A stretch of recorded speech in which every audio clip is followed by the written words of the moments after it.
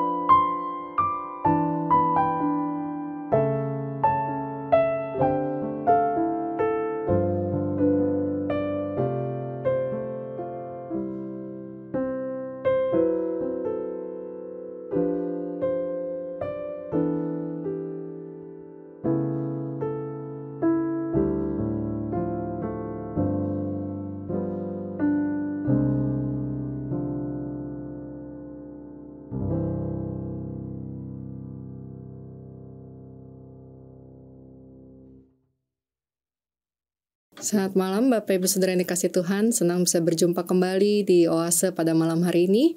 Mari sebelum kita merenungkan kebenaran firman Tuhan, kita sama-sama datang kepada Tuhan dengan berdoa. Mari kita berdoa. Ya Bapa di dalam surga, Engkau tahu bahwa kami datang ke Oase malam hari ini dengan kerinduan kami boleh sekali lagi disegarkan oleh kebenaran firman-Mu. Engkau yang sungguh tahu kondisi hati kami masing-masing dan betapa kami membutuhkan kebenaran itu untuk menyegarkan hati kami. Oleh karena itu ya Tuhan, biarlah Engkau yang berkenan untuk menyegarkan kami sekali lagi lewat kebenaran firman-Mu. Berbicaralah Tuhan, kami telah siap untuk mendengar. Di dalam nama Yesus Kristus Allah kami yang hidup, kami berdoa dan mengucap syukur. Amin. Bapak Ibu yang dikasih Tuhan, mari kita bersama-sama membuka firman Tuhan dari 2 Korintus pasal yang keempat, ayat yang pertama hingga ayat yang kelima. 2 Korintus pasal yang keempat, ayat yang pertama hingga ayat yang kelima. Saya akan bacakan bagi kita sekalian. Demikian bunyi firman Tuhan, surat Paulus yang kedua kepada jemaat di Korintus pasal yang keempat, ayat yang pertama hingga ayat yang kelima. Oleh kemurahan Allah, kami telah menerima pelayanan ini. Karena itu, kami tidak tawar hati. Tetapi kami menolak segala perbuatan tersembunyi yang memalukan. Kami tidak berlaku licik dan tidak memalsukan firman Allah. Sebaliknya, kami menyatakan kebenaran dan dengan demikian kami menyerahkan diri kami untuk dipertimbangkan oleh semua orang di hadapan Allah. Jika Injil yang kami beritakan masih tertutup juga, maka ia tertutup untuk mereka yang akan binasa, yaitu orang-orang yang tidak percaya, yang pikirannya telah dibutakan oleh ilah zaman ini, sehingga mereka tidak melihat cahaya Injil tentang kemuliaan Kristus yang adalah gambaran Allah. Sebab bukan diri kami yang kami beritakan, tetapi Yesus Kristus sebagai Tuhan, dan diri kami sebagai hamba-Mu karena kehendak Yesus. Bapak Ibu Saudara yang kasih Tuhan, sekitar 200-an tahun yang lalu ada seorang muda yang percaya penuh bahwa dia dipanggil Tuhan untuk melayani di luar negerinya. Saudara-saudara, dia percaya penuh bahwa dia mendapat panggilan Tuhan untuk melayani di Burma atau Myanmar. Saudara-saudara, pada saat itu ada beberapa orang yang meragukan atau menyarankan lebih baik jangan pergi ke Burma, yang waktu itu kondisinya memang masih sangat tertutup. Tetapi dia yakin akan panggilan Tuhan ini dan dia pergi ke Burma dengan kapal laut dengan istrinya yang masih muda. Dia berumur 24 tahun waktu itu dan dia pergi ke sana bersama dengan istrinya yang berusia 23 tahun. Saudara-saudara, Burma itu bukan satu tempat yang mudah dan bahasanya pun juga tidak mudah. Dan mereka harus melewati begitu banyak tantangan di sana. Saudara-saudara, mempelajari bahasa satu hal, kemudian mempelajari budaya, dan kemudian sebagai pasangan baru bagaimana mereka membangun kehidupan pernikahan mereka. Saudara-saudara, singkat cerita setelah hampir beberapa tahun, lewat 3-4 tahun, dia mulai berpikir kenapa ini semakin tambah sulit dan semakin tambah sulit. Dan di dalam momen itu, kemudian yang terjadi adalah dia disangka sebagai mata-mata dan ditangkap oleh pemerintahan Myanmar. Saudara-saudara, kakinya dibelenggu, dipasung, dan kemudian dia diikat sedemikian rupa sampai kepalanya membungkuk di sana. Saudara-saudara, sang istri yang masih muda dalam kondisi mengandung, dia berusaha terus bolak-balik ke pemerintah Myanmar untuk meyakinkan bahwa suaminya itu bukan mata-mata. Dalam kondisi yang hamil, dia berjalan jauh untuk meyakinkan bahwa suaminya patut dibebaskan. Saudara-saudara, 18 bulan kurang lebih misionaris muda ini dipenjara dalam kondisi terpasung, dan istri dalam kondisi yang hamil besar bolak-balik untuk menjaga suaminya, menolong suaminya, dan mengupayakan kebebasan suaminya. Setelah 18 bulan, dia berhasil dibebaskan karena pemerintah butuh sesuatu dari dia. Bukan karena pemerintahnya yakin bahwa dia ternyata bukan mata-mata, tapi karena pemerintahnya membutuhkan seorang penerjemah. Saudara-saudara, ketika dia dibebaskan, apakah kemudian pelayanannya menjadi lebih mudah? Tidak. Istrinya kemudian melahirkan, tapi karena istrinya selama 18 itu sudah terlalu capek, istrinya tidak lama kemudian meninggal dunia. Anaknya sekitar 1 tahun kemudian pun meninggal dunia. Dan pada saat yang sama, dia mendapat berita bahwa ayah kandungnya di negara asalnya pun meninggal dunia. Oh saudara-saudara, pada saat itu dia saya sudah tidak sanggup lagi. Dan kemudian dia memutuskan, dia membuang semua surat-surat yang dia punya, surat-surat berharga yang dia punya, tanda apa yang telah dia peroleh selama ini. Dia menghentikan proses penerjemahan Alkitab. Dia menghubungi lembaga misionaris yang berkatakan tidak perlu beri lagi saya gaji. Dan dia kemudian mengurung diri dalam sebuah gubuk kecil. Dan dia mengisolasi dirinya. Di dalam fase isolasi itu kemudian dia berkata seperti ini. God is to me the great unknown. I believe in him, but I find him not. God is to me the great unknown. I believe in him, but I find him not. Bapak Ibu yang dikasih Tuhan, kalau kita melihat kondisi misionaris ini dari kacamata para perikop yang tadi kita baca, kita mungkin bisa mengatakan bahwa misionaris ini mengalami tawar hati. Saudara-saudara, tawar hati itu mungkin sesuatu yang bisa kita definisikan secara sederhana, suatu kondisi hati yang sudah tidak lagi seperti awalnya. Mungkin awalnya hati ini begitu menggebu-gebu menjawab panggilan pelayanan Tuhan, begitu menggebu-gebu mendapat visi pelayanan dari Tuhan, dan begitu siap untuk menghadapi segala sesuatu demi panggilan yang Tuhan berikan. Tapi kemudian seiring dengan segala kesulitan yang terjadi, segala tantangan yang terjadi, segala waktu yang telah dilewati, gebu-gebu itu, hati yang berapi-api itu menjadi tawar, menjadi sirna. Dan biasanya terekspresikan seperti kalimat-kalimat yang seperti, ya mau gimana lagi ya Bu? Ya Bu, mungkin memang saya terlalu idealis. Ya bagaimana ya Bu, namanya saya nggak punya modal, nggak punya kuasa.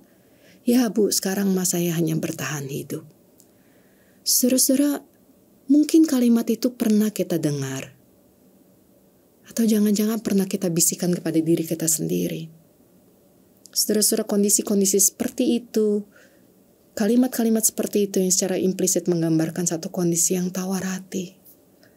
Suatu kondisi hati yang sudah kehilangan apinya, kehilangan kasih yang mula-mula, kehilangan gambaran visi yang jelas yang dijawab pada mulanya. Saudara-saudara, kontras dengan misionaris muda tadi yang tampaknya dalam kondisi tawar hati, Paulus di dalam surat 2 Korintus ini kemudian berkata, kami tidak tawar hati. Nah saudara-saudara, apa yang membuat Paulus harus membuka perikop ini dan berkata dengan jelas di dalam surat ini kemudian berkata, kami tidak tawar hati. Nah, saudara-saudara, kita perlu kembali lihat siapa jemaat Korintus ini. Saudara-saudara, surat 2 Korintus yang dikirimkan oleh Paulus kepada jemaat di Korintus, ini adalah jemaat yang dia rintis. Saudara-saudara, kita bisa melihat sedikit tentang sejarah perintisan ini di dalam Kisah Para Rasul pasal yang ke-18. Ketika Paulus merintis jemaat di Korintus ini, dia membuat gereja ini, kemudian dia pergi melanjutkan pelayanan misinya ke tempat-tempat lain, dia mendengar ada begitu banyak permasalahan yang terjadi di sana. Dan waktu itu dia berusaha mengadres masalah ini, berusaha menolong masalah ini dengan menuliskan surat-surat. Saudara-saudara, beberapa penafsir menemukan indikasi bahwa surat yang dikirim Paulus kepada Korintus itu ada lebih dari 2. Lebih dari 2 surat yang dicatat dalam LAI ini. Saudara-saudara, namun di dalam prosesnya itu, ketika dia berusaha untuk menulis surat, mengingatkan jemaat yang dia rintis ini tentang panggilan, tentang gospel, tentang Injil, ternyata jemaat ini kemudian malah bertanya, tunggu dulu Paulus, siapa kamu sehingga kamu punya otoritas ini? Saudara-saudara, ada satu dilema yang kemudian membuat mereka mempertanyakan kredibilitas Paulus. Ada satu konteks yang kemudian membuat mereka mempertanyakan, mungkin Paulus harus membuktikan bahwa dia adalah seorang rasul yang benar. Saudara-saudara, beberapa penafsir mengatakan bahwa pada saat itu ketika Paulus pergi, datang pengajar-pengajar lain yang berhasil membuktikan mereka punya kredibilitas yang lebih baik daripada Paulus. Mereka punya hak yang berbicara daripada Paulus, dan bahkan mereka lebih pintar.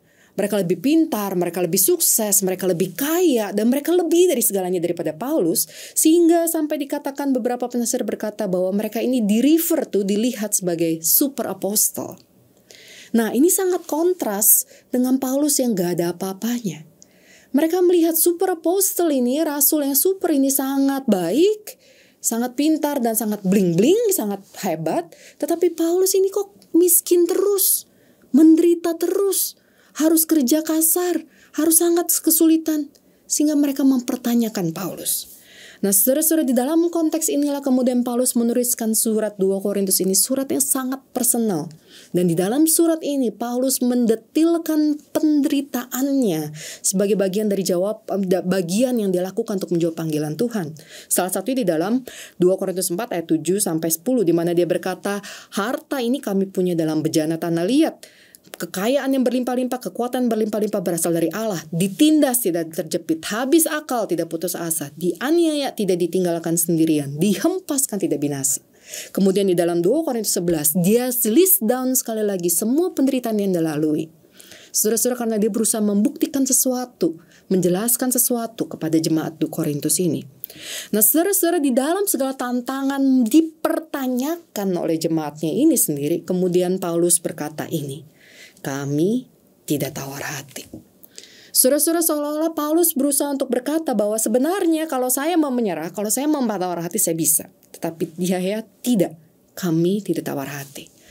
Nah, maka ini membawa kita kepada pertanyaan terdekat adalah, mengapa? Mengapa Paulus bisa bertahan tidak tawar hati? Apa yang membuat Paulus tetap kuat dan tidak tawar hati? Nah, mari kita perhatikan struktur kalimat dari 2 Korintus 4 ayat yang pertama ini. oleh kemurahan Allah kami telah menerima pelayanan ini, karena itu kami tidak tawar hati. Saya ulangi sekali lagi. Oleh kemurahan Allah kami telah menerima pelayanan ini, karena itu kami tidak tawar hati. Saudara-saudara, kalimat ini memperlihatkan ada cause and effect yang jelas. Bahwa tidak tawar hati itu adalah satu result, satu hasil. Dari apa? Dari kalimat sebelumnya, dari kepala kalimatnya. Oleh karena kemurahan Allah, kami telah menerima pelayanan ini.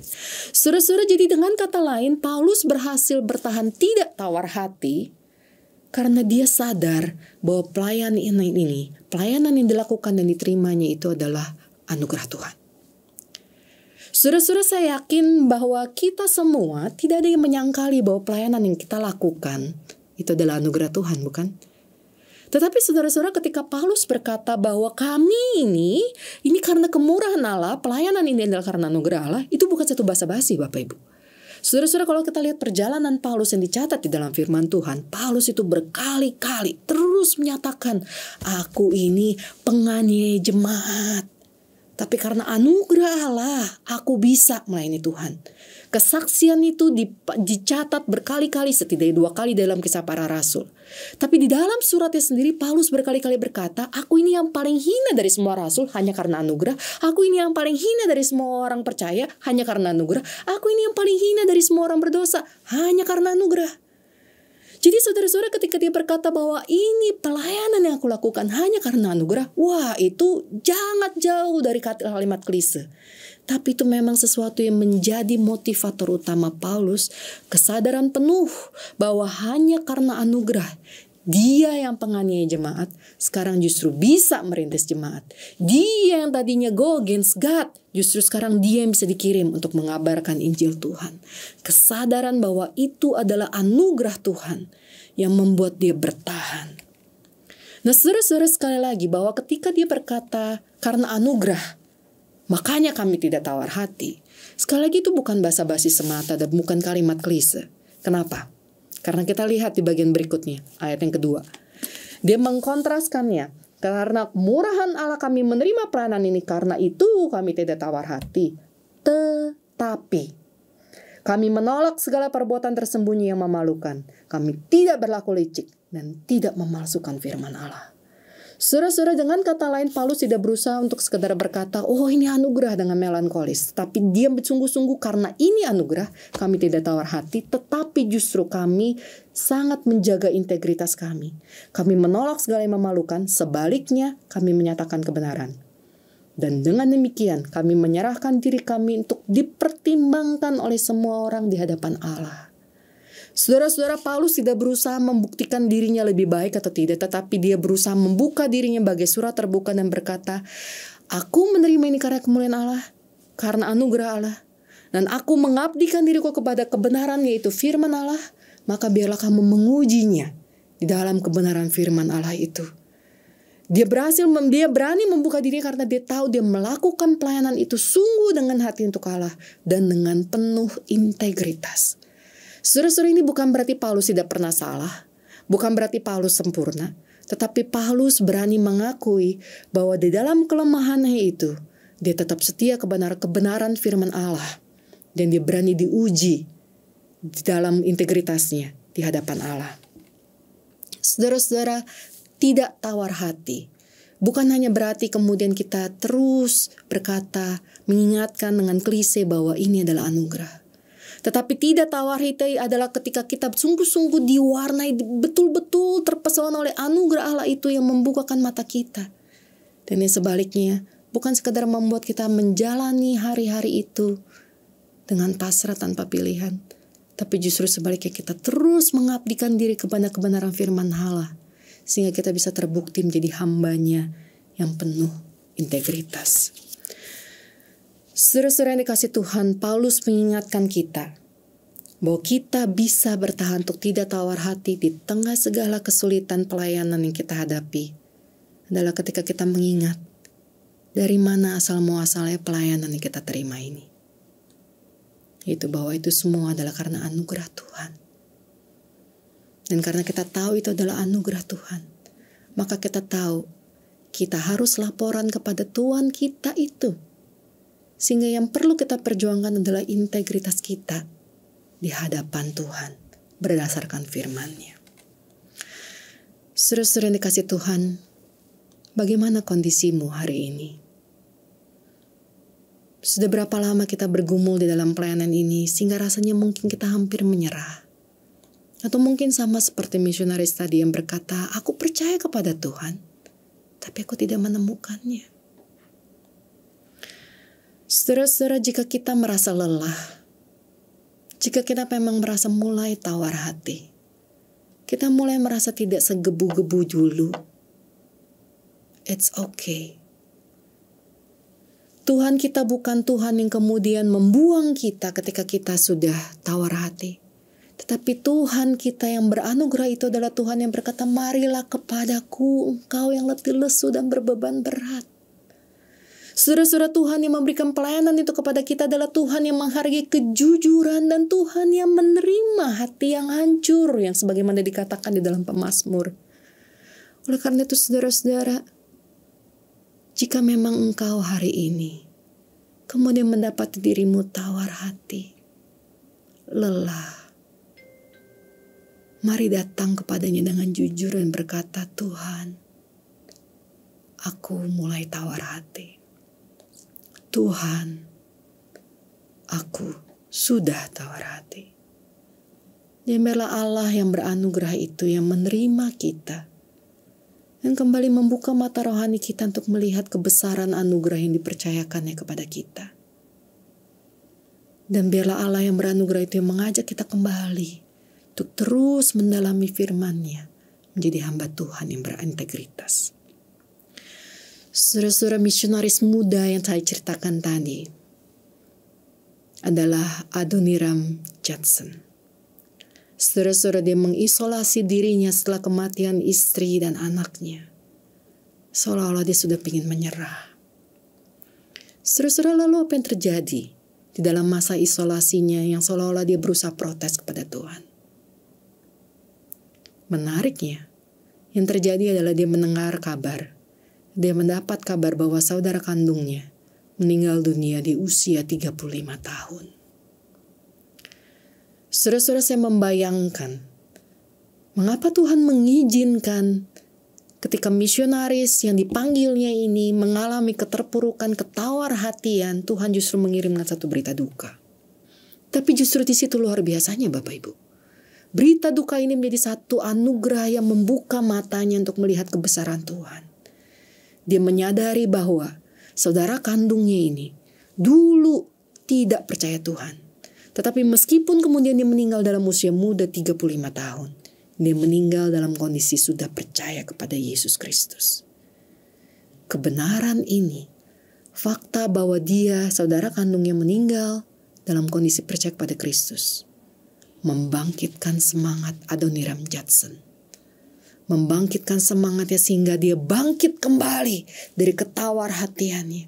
Dia diingatkan kembali akan pancaran anugerah Tuhan yang memanggilnya.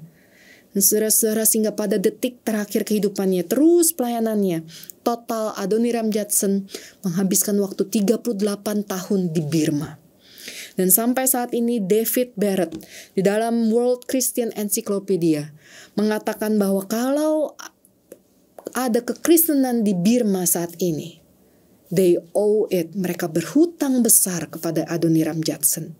Saudara-saudara, selama 38 tahun pelayanan yang tidak mudah itu, bahkan sempat diwarnai dengan tawar hati, Adoniram Judson berhasil menghasilkan terjemahan lengkap Alkitab dalam bahasa Birma dan kamus terjemahan bahasa Birma yang kemudian digunakan oleh misionaris-misionaris berikutnya. Saudara-saudara, ini sekali lagi memperlihatkan kepada kita bahwa Tuhan yang memberikan anugerah kepada kita, memanggil kita untuk menjadi pelayannya, bukanlah Tuhan yang tidak mengerti ketika kita tawar hati.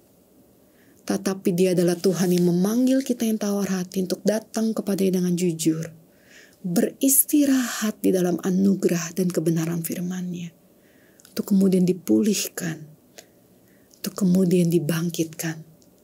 Sehingga sama seperti Paulus, kita bisa berkata, oleh karena kemurahan Tuhan, kami menerima pelayanan ini.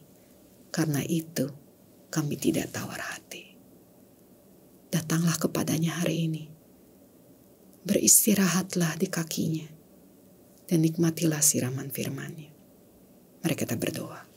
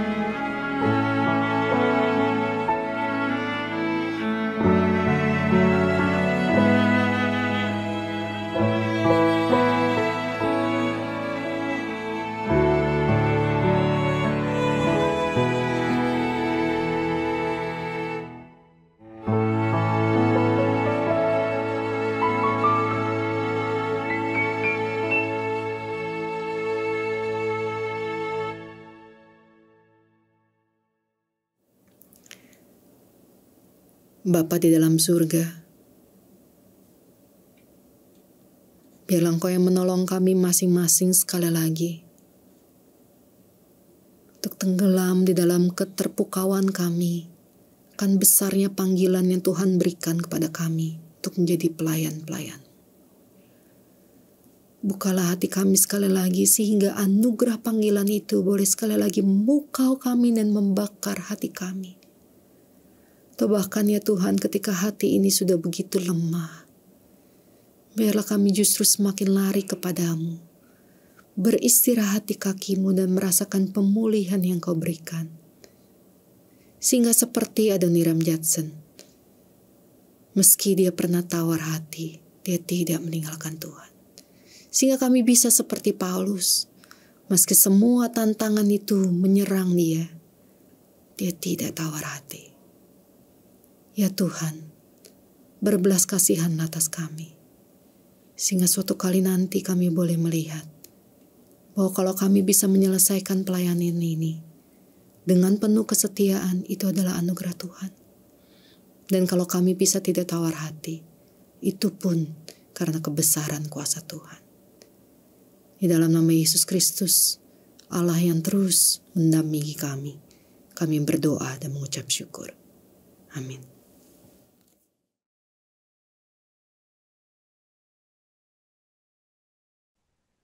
Pelayanan Oase adalah pelayanan mingguan. Silakan mengikuti Oase melalui YouTube. Bapak Ibu bisa subscribe YouTube channel SMC untuk mendapatkan reminder setiap minggu malam. Bagi Bapak Ibu yang terpanggil untuk memberikan persembahan bagi pelayanan SMC, silahkan memberikan persembahan melalui transfer rekening bank, atau Bapak Ibu bisa men-scan QR Code yang ada di layar. Demikian pelayanan Oase pada malam ini. Mari kita mengenal Allah lebih dekat hari ini dibandingkan hari kemarin. Tuhan Yesus memberkati. The Lord bless you and keep you. Make His face shine upon you and be gracious to you. The Lord turn His face toward you and give you peace.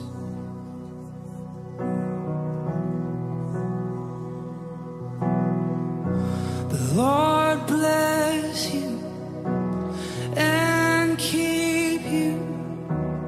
Make His face shine upon you and be gracious to you. The Lord turn His face toward you and give you peace.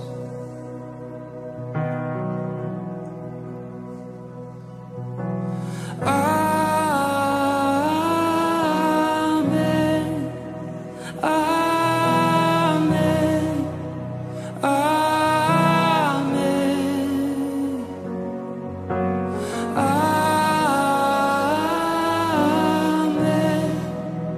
Amen. Amen.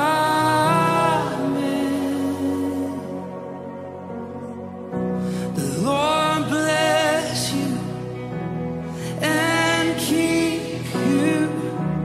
Make His face shine upon you and be gracious to you. The Lord turn His face toward you and give you peace.